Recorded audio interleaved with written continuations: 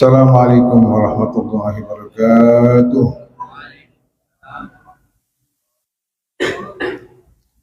Bismillahirrahmanirrahim. Alhamdulillahirabbil alamin. Wal 'aqibatu lil muttaqin.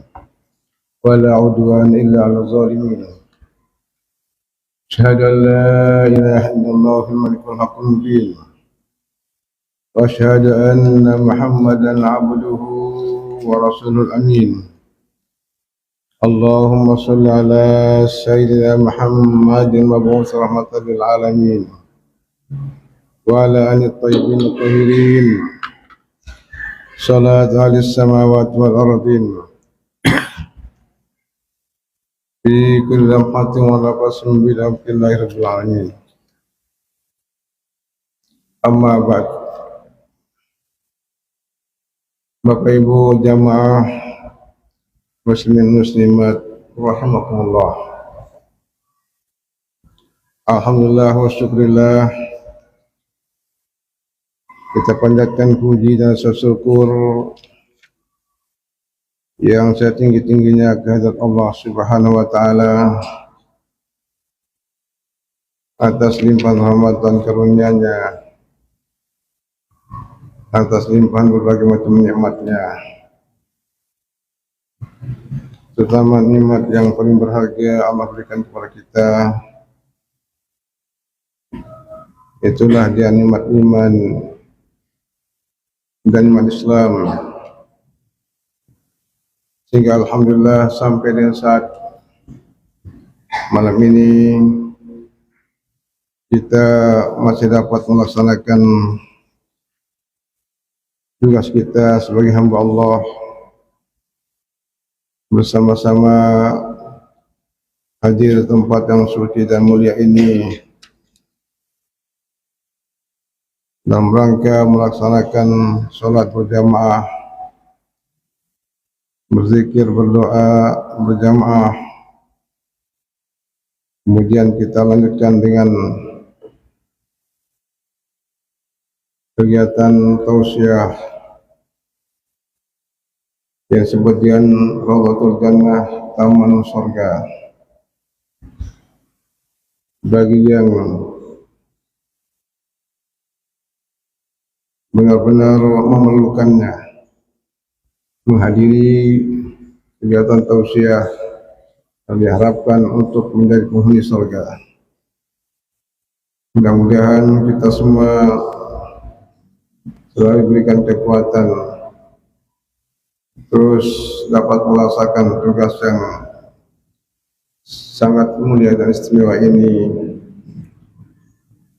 sehingga kita mendapat predikat istiqomah yang jauh lebih tinggi posisinya dengan 1000 karamah.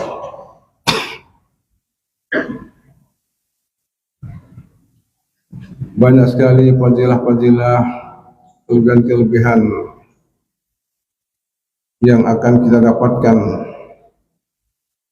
tidak hanya berupa pahala berlipat ganda, tetapi yang paling utama adalah kita ingin untuk menemukan kesempurnaan di dalam pengabdian kita.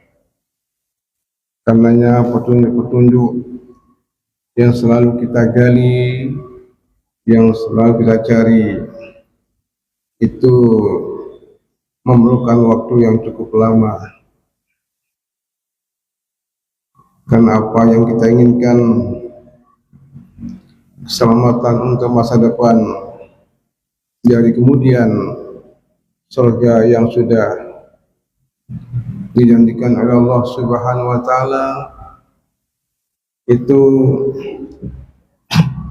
bukan merupakan pemberian gratis katakanlah, tetapi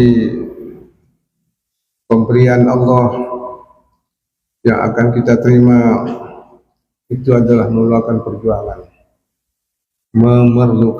perjuangan, penuh kesungguhan. Di dalam kita berjuang Untuk mendapatkannya Allah telah memberikan kita cara berupa tuntunan yang ada di dalam Al-Quran. Kemudian dijelaskan oleh baginda Rasulullah sallallahu alaihi wasallam dalam bentuk hadisnya yang disusun dan dibukukan oleh para ilmuwan, para ulama dari sahabatnya, tabi'in sampai selanjutnya. Maka alhamdulillah kita tinggal menikmatinya dengan menggali, mencari petunjuk-petunjuk yang ada, sehingga mudah-mudahan tentu apabila kita menemukannya kemudian kita amalkan, maka insya Allah apa yang menjadi target kita, tujuan kita, keselamatan dunia maupun akhirat, insya Allah akan kita temukan. Bapak Ibu jemaah sekalian berbahagia, tetapi bagaimanapun juga itu tidak akan bisa lepas daripada petunjuk yang disebutkan hidayah. Petunjuk atau hidayah yang didapatkan itu berdasarkan dari kehendak Allah Subhanahu wa taala. Ada yang dengan begitu gampang menemukan hidayah itu, dengan mudahnya mendapatkan petunjuk itu, sehingga apalagi dia melihat, mendengar, menerima berkali-kali, cukup 1-2 kali melekat dan tertanam di dalam hatinya, kemudian diamalkan. Tetapi ada kalanya juga walaupun berkali-kali tidak akan pernah bisa tembus, tidak akan pernah bisa masuk untuk dijadikan pegangan. Itu menunjukkan bahwa karena kehendak dari Allah Subhanahu wa taala. Yahdi may yasha, innaka la tahdi may yasha.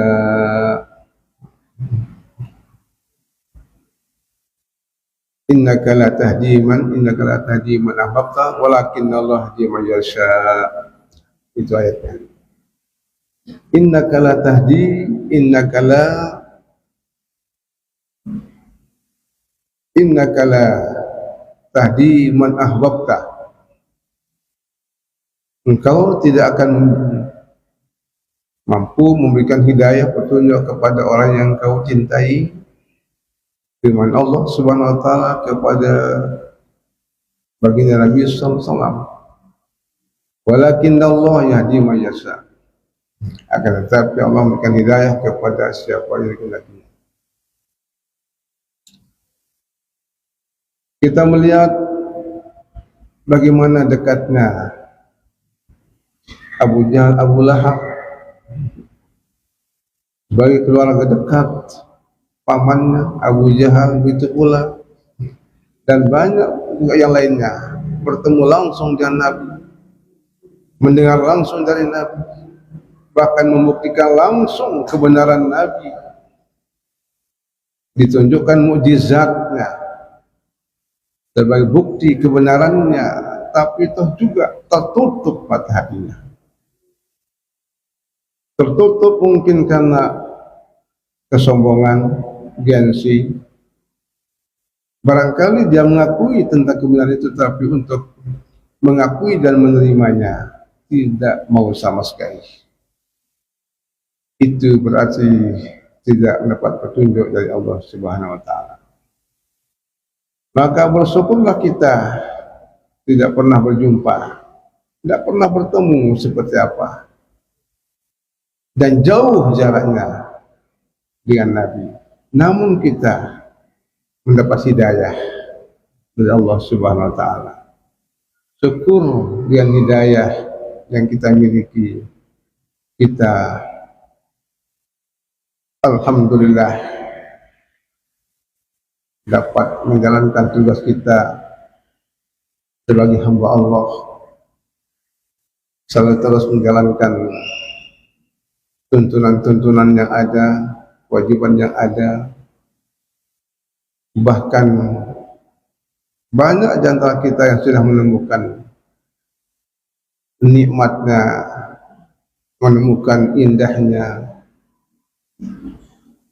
dan merasakan sendiri ketenangan, rasa kebahagiaan dari ibadah yang dilakukan.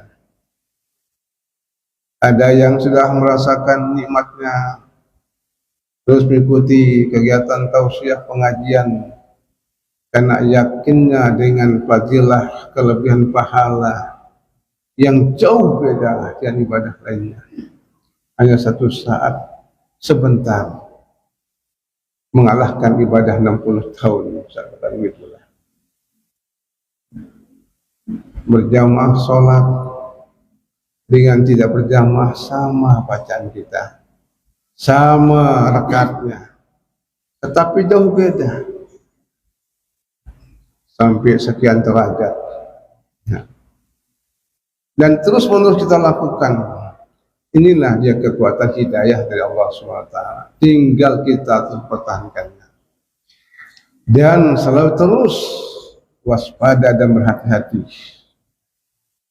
dari godaan-godaan yang ada, yang akan melemahkan kita, mengganggu kita, sehingga putus tengah jalan.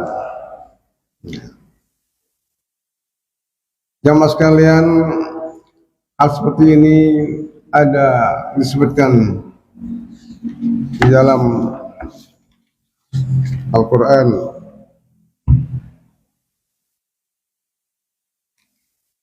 Allah Subhanahu wa taala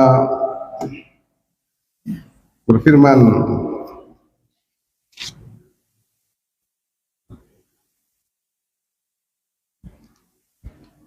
Inna Allah la yastahi an yadriba mathalan ma bawdatan fama fawqaha.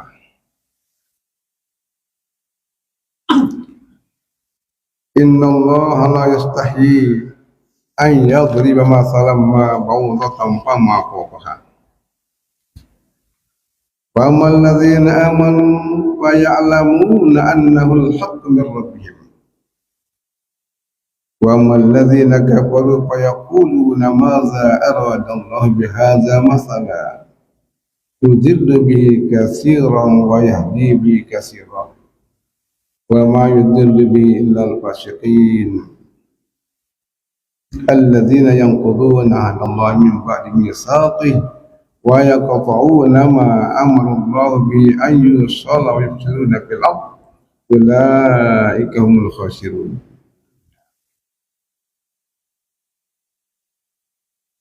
Sesungguhnya Allah Subhanahu wa taala la yastahi, tidak malu-malu. Artinya Allah tidak segan, tidak malu-malu, tidak segan-segan an yadriba masalan ma'muratan, membuat suatu perumpamaan,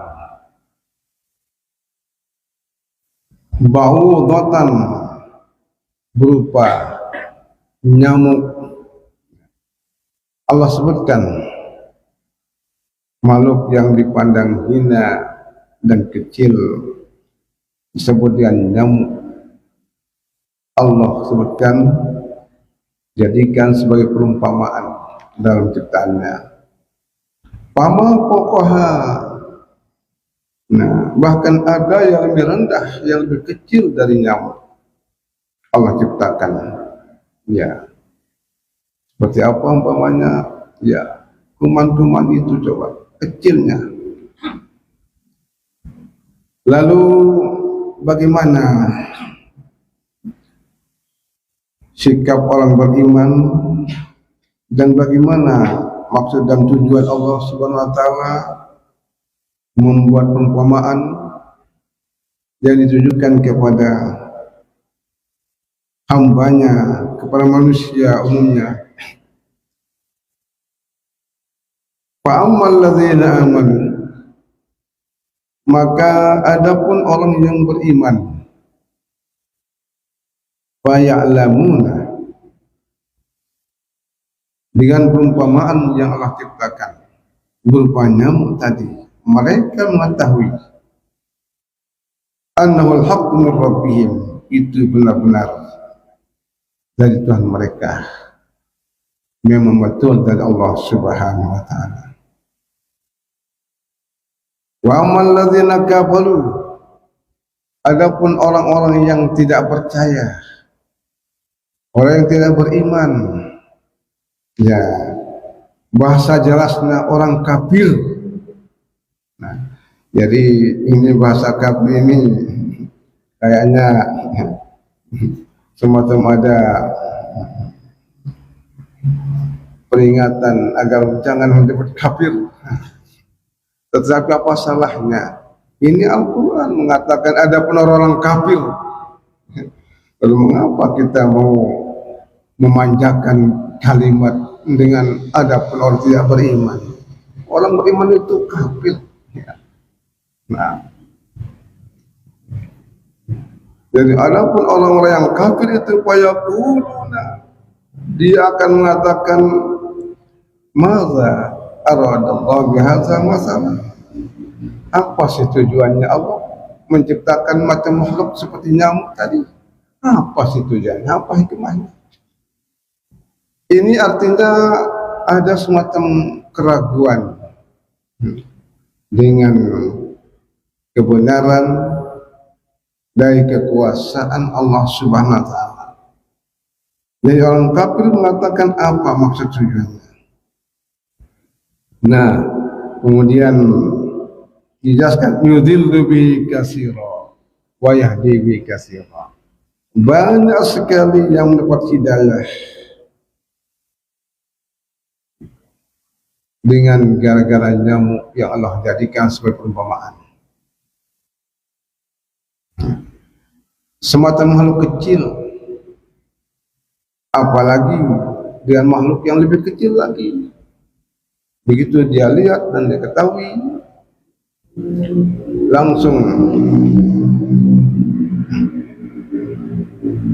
tumbuh di dalam hatinya hidayah, petunjuk, yang berarti benar-benar Allah Subhanahu wa taala maha segala-galanya, maha kuasa, dan dia kehendaknya menciptakan apa saja, mau kecil mau besar, kuasa Allah Subhanahu wa taala.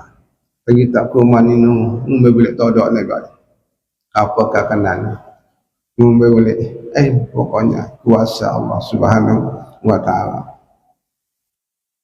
Dan kalau kita umpamanya semacam membayangkan atau memikirkan tentang makhluk yang paling besar, apa kira-kira makhluk yang paling besar? Kalau kita membaca, melihat di dalam kitab Siratul Talibin, sarah dari kitab Tasawuf Minhajul Abidin, tulisan dari Imam Al-Ghazali, yang menerangkan tentang makhluk, dari sekian makhluk yang ada, yang paling besar Allah ciptakan, itulah namanya Arsy. Arsy itu Ar-Rahman Al-Arsy Istawa, disebut sebagai singgasana, tempat Allah bersemayam. Nah, ini ilmu tauhid mengingatkan kita agar pemahaman tentang Arsy sebagai tempat Allah bersemayam, supaya berhati-hati di dalam memahaminya. Berhati-hati dalam arti kita tidak boleh memahami dan meyakini Allah berada di Arsy. Kan Allah tidak butuh, tidak berhajat kepada tempat. Yang butuh kepada tempat, berhajat kepada tempat selain Allah. Itulah yang makhluk. Manusia berada di mana, dia berdiri duduk di mana, Allah tidak memerlukan. Karenanya kan Allah itu maha sempurna. Yang namanya maha sempurna adalah tidak memerlukan sebagaimana kesempurnaan yang ada pada manusia dengan kekurangannya. Sempurna dan kekurangannya. Artinya manusia bersempurna apabila lengkap tanda-tanda kekurangannya. Itu kesempurnaan manusia. Kalau manusia baru sempurna lengkap, punya kaki berapa, tangan berapa, mata, telinga dan sebagainya. Kelengkapan yang dimiliki manusia adalah bukti kekurangannya. Karena manusia butuh kaki. Yang namanya orang butuh, orang kurang.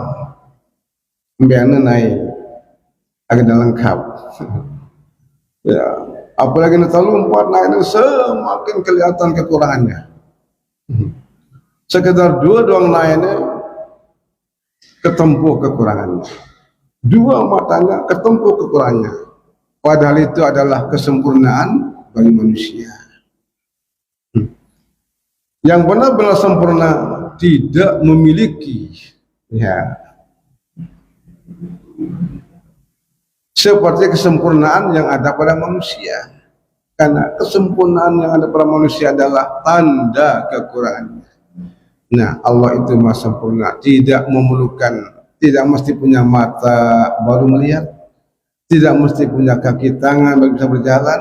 Namun itu tidak lain kan tidak tahu lampak, tidak mata, tidak punya mata, tidak bisa melihat, tidak punya telinga. Nah, semakin kaya manusia, semakin nampak kemiskinannya. Oh, itu artinya jemaah. Tapi kita tidak sadar. Tatuna, mendiri. Lalu bagaimana yang namanya orang kaya? Subhanallah. Kaya yang tidak menyibukkan, yang tidak menghalangi hubungan dengan Allah Subhanahu wa taala. Secara material keduniaan yang paling pantas kaya siapa? Saya kan paling bersugih. Rasulullah sallallahu alaihi wasallam. Pada beliau kaya secara hakiki, tetapi dia tunjukkan kekayaannya. Dia tidak pamerkan kekayaannya. Tersimpan kekayaan itu di dalam genggaman Allah Subhanahu wa taala. Di saat perlu, lamun santar perlu baru. Lamun tidak perlu, Nabi tidak menginginkannya. Keinginan-keinginan yang ada selalu terfokus kepada hubungan dengan Allah Subhanahu wa taala. Kalau kita keinginan yang ada terbagi-bagi, sehingga keinginan kita menuju Allah kadang-kadang zikir kepada Allah, ibadah kepada Allah, keinginan-keinginan seperti itu hanya sebagian kecil. Belian angan ta keinginan ta kemelian ta tipak si lain-lain mencoba. Jadi tinggal koreksi diri kita. muhasabah. Lebih banyak keinginan kita tertuju kepada selain Allah. Allah pemilik segala-galanya, sumber segala-galanya. Tetapi keinginan kita lebih banyak tertuju kepada selain Allah. Nah, kita lanjut bagaimana tentang Allah Subhanahu wa taala yang dikatakan berada di aras, artinya Allah menguasai. Secara ilmu akidah yang harus menjadi keyakinan bahwa Allah berada di aras, artinya menguasai aras. Lalu apa aras itu? Karena tadi disebutkan bahwa makhluk yang sangat besar. Disebutkan di dalam kitab itu mengatakan aras itu adalah jismun azim yang sangat agung, nuraniyun alawiyun yang bersifat cahaya, wa kubatun zatu qawaim.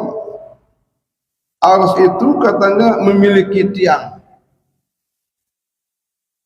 ada tiangnya. Yahmiluhul ana arba'atun. Aras itu dipikul oleh 4 malaikat. Ya. Malaikat apa? Malaikat ya, itu tidak penting untuk diketahui apakah malaikat Jibril, Israfil, Mikail, ya. Jadi secara umum ada malaikat 4 yang ditugaskan untuk mikul ars. Tidak menyebutkan apakah malaikat Jibril, Mikail, Israel, tapi biasanya itu diantaranya. Jadi sama dengan Al-Quran menjelaskan, la taqrabu hadhihi syajarah, jangan dekati pohon kayu ini. Kayaknya tidak perlu untuk menyebut apakah pohon mangga, apakah pohon duren, apakah pohon manggis, tidak. Yang penting pohon. Nah, seperti itu. Jadi hal-hal yang penting dan tidak penting kita bisa pahami. Nah, jadi itu menunjukkan tidak penting siapa malaikat itu. Pokoknya ada 4 malaikat bertugas memikul ars itu. Dengan cara itu malaikat ditakdirkan, diciptakan untuk mengabdi dan terus menjadi petugas, tidak seperti manusia yang sangat mulia dilayani oleh malaikat. Wabil akhirati samaniyatun, kemudian nanti di kiamat ditambah lagi 4 menjadi 8 pemikul aras nanti di kiamat. Mengapa di dunia 4, di akhirat 8? Karena di akhirat di situ akan benar-benar Allah tunjukkan kebesarannya yang lebih tinggi dan lebih sempurna. Di dunia sebahagian kecil yang kita lihat tetapi begini luasnya, tapi di akhirat jauh beda lagi, lebih tinggi. Ya. Kemudian disebutkan karena ini nuranion, nurani artinya yang sifatnya cahaya, tidak dalam bentuk material. Kepala malaikat itu fokus sama sabiah sampai nembus ke 7 lapis langit malaikat yang ditugaskan memikul aras tadi. Wa qadamuhum fil ardi sufla, kemudian kaki-kaki mereka itu sampai ke dasar bumi yang 7 lapis paling bawah. Kemudian disebutkan walada anna lahu salasimatin wa sittina qa'imatan, kelui tekan doang jumlah tiangnya aras itu 360, salasimatin wa sittina qa'imatan, 360 tiang. Kemudian irdu kulli qa'imatin minha qadra irdud dunya sab'ina alfa maratin. Satu tiang saja yang 360 tiang itu, satu tiang ukurannya sebesar 70.000 kali dunia. Inna lillahi wa inna ilaihi raji'un. Dia tahu sedang apa? Sekek doang. 70.000 kali dunia kali 360. Bermakhluk apa caranya sekali lalu luar ni? Baru terpedoi istana. Oh, luar lalu, beli lalu, hebat lalu manusia sampai lupa muncul kesombongannya. Allah Subhanahu wa taala memiliki arsy. Kalau setelah dunia disebut istananya Allah SWT. Satu tiang sama 70.000 tiang. Kuasa Allah Subhanahu wa taala. Nah, dari kembali makhluk yang kecil, makhluk yang besar. Allah mencontohkan makhluk yang paling kecil yang disebutkan di situ nyamuk. Dengan makhluk sekecil nyamuk itu ternyata dapat memberikan hidayah, tentu bagi orang yang beriman. Wa ma yudillu bi illal fasiqin. Banyak yang sesat dan banyak pula yang dapat hidayah. Tentu orang-orang yang berimanlah yang mendapatkan hidayah. Kemudian orang yang sesat yang tidak mengambil pelajaran dari ciptaan semacam nyamuk tadi, itulah dia orang fasik. Nah, jadi sesungguhnya kita diperlihatkan ciptaan Allah, makhluk yang ada. Kalau kita lihat ini tidak hanya sekedar melihat, tetapi melihat untuk dikaji, untuk dihayati, bila perlu dipelajari. Setelah kita menemukan rahasia-rahasia ciptaan itu, maka akan muncul iman benar-benar kuasa Allah SWT. Maka bila mana kita memiliki keyakinan yang mendalam dalam hati kita, akan betapa dekatnya kita berusaha untuk selalu terus ingin dekat dengan Allah Subhanahu wa taala. Kuasa Allah sehingga kita mengatakan subhanallah, subhanallah, masyaallah, subhanallah, masyaallah. Nah, orang fasik itu apa? Fasik itu lebih rendah dibanding munafik. Munafik lebih tinggi. Lebih tinggi artinya kadar keburukannya, kadar kebusukannya munafik itu. Idzakil asfali minan nar. Dia berada pada dasar api yang paling rendah. Tetapi orang fasik itu hanya sebatas penyimpangan, ada harapan untuk diperbaiki. Fasik menurut ilmu fikih menyimpang dalam arti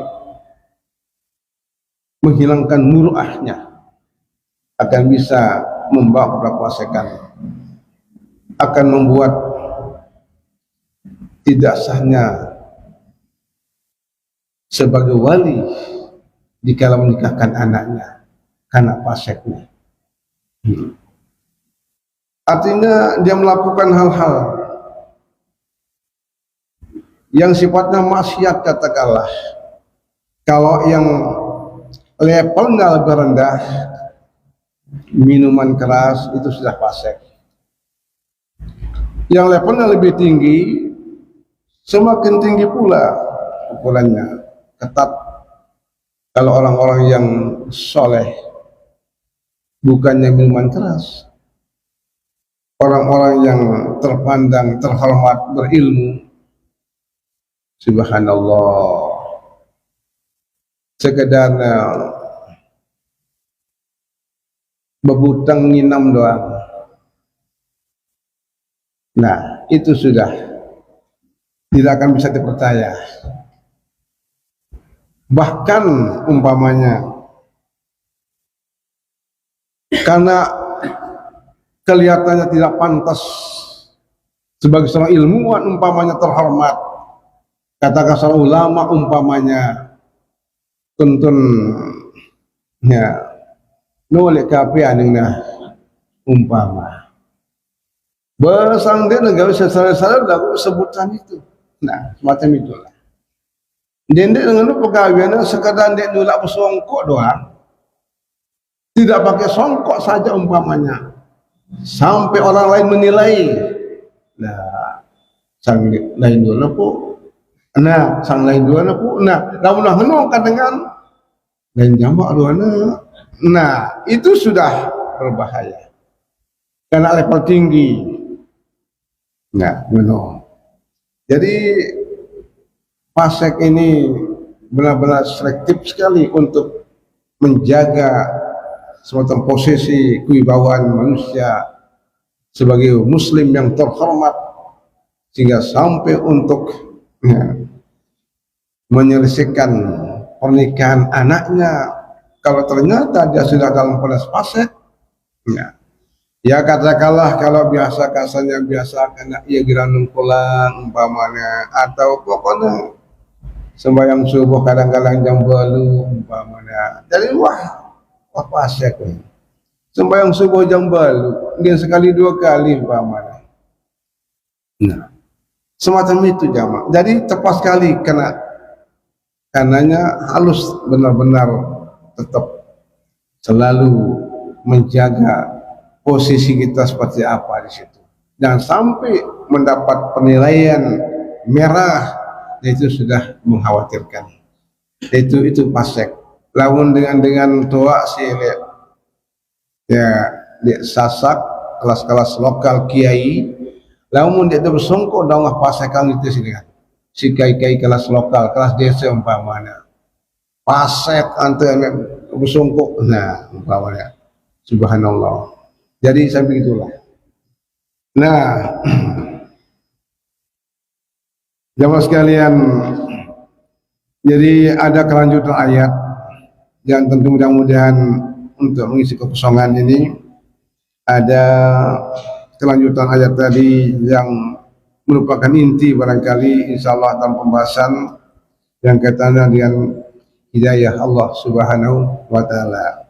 Jadi kita bersyukur bahwa sekali lagi kita terus berusaha istiqomah itu karena mudah-mudahan hidayah yang Allah berikan kepada kita sudah benar-benar tertanam dan kita berusaha untuk menemukan sampai menemukan nikmatnya, sampai menemukan seakan-akan pahala sudah kelihatan di depan mata kita, sehingga kita merasa rugi kalau satu kali saja tidak menghadirinya. Semacam itu jamaah. Dari kita itu yang kita kejar, seperti apa ibadah-ibadah yang dilakukan masih memerlukan perjalanan waktu yang cukup lama. Mudah-mudahan semoga dengan tausiah singkat malam ini selaku mengisi kekosongan, mudah-mudahan akan bisa menambah wawasan, pengalaman dan pengamalan kita dan menambah semakin meningkat iman dan takwa kita, sehingga mudah-mudahan amal ibadah yang kita persembahkan kiranya Allah berkenan dan mengabulkannya, dan sekaligus mudah-mudahan segala kekurangan-kekeliruan yang mungkin pernah kita lakukan sengaja tidak sengaja, kecil atau besar, mudah-mudahan mendapatkan ampunan. Al-Hadiniyah Bisirul Fatihah. Bismillahirrahmanirrahim. Iyyaka na'budu wa iyyaka nasta'in. Subhanaka wa bihamdika asyhadu an la ilaha illa anta astaghfiruka wa atubu ilaik. Wallahu muwaffiq wal hadi ila sabilir rasyad. Assalamualaikum warahmatullahi wabarakatuh.